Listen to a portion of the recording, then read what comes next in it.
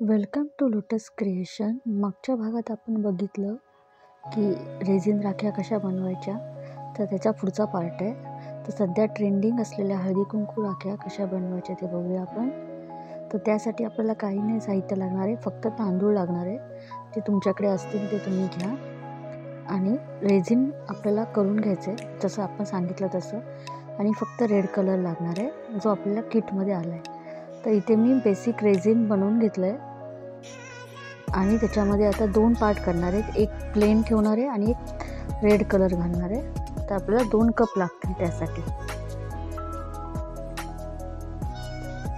तर इथे मी तांदूळ जस्ट टाकून घेतले.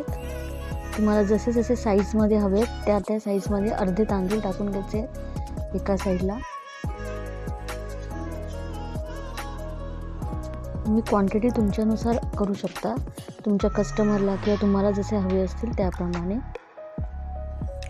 तर आता मी सगळीकडे तांदूळ टाकून घेतले आणि आता इथे मी 2 पार्ट करते. रेझिन जे घेतलं आहे त्याचे एक प्लेन ठेवणार आहे आणि एकामध्ये फक्त रेड कलर टाकणार आहे.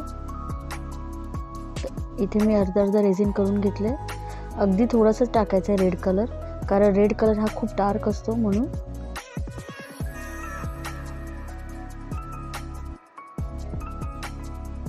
चांगला मिक्स करून घ्यायचा आहे रेड कलर. जर रेझिनचा डिटेल्स हवे असेल तर तुम्ही पहिला पार्ट बघा, त्याची डिस्क्रिप्शन बॉक्समध्ये लिंक देईल.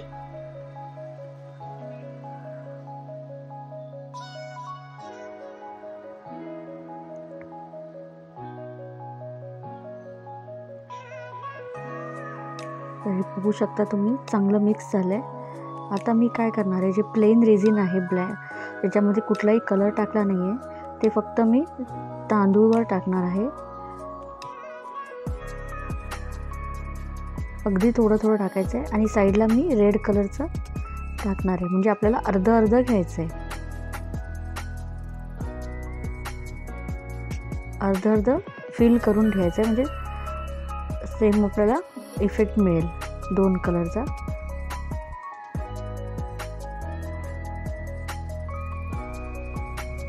तुम्ही बघू शकता मी जस्ट तांदळावर टाकते.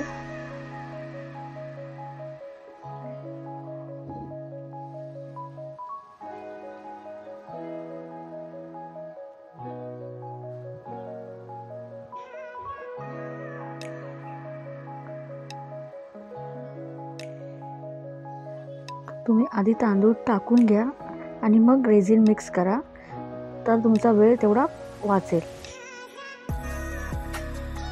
तर हे आता उरलेल्यामध्ये मी असं सगळं टाकून घेते. तुम्ही बघू शकता मी अर्धं केलेलं आहे. आणि आता हे स्टिकर्स जे आले आहेत ते आपल्याला कापून घ्यायचे आहेत. अगदी नेक टू नेक कट करायचे.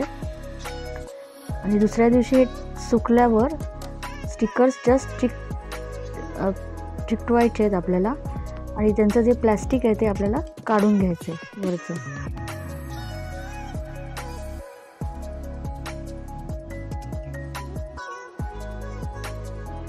बघू शकता जस्ट असे आपले स्टिकर निघतात. फक्त प्रेस करायचे.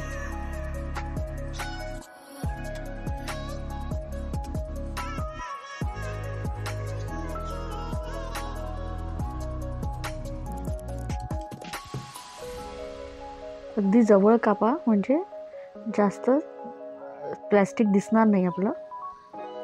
आणि फक्त सुकल्यावर अगदी पूर्णपणे सुकू द्या 1 दिवस आणि प्रेस करायचं आहे. आणि स्टिकर चिकटवल्यावर आपल्याला प्लेन रेझिनची परत एक अगदी थोडी लेअर द्यायची आहे, जेणेकरून ते स्टिकर आतमध्ये फिक्स होतील. तुम्ही बघू शकता खूप आपल्या छानपैकी हळदी कुंकवाच्या राख्या तयार झाल्या आहेत. Thank you for watching.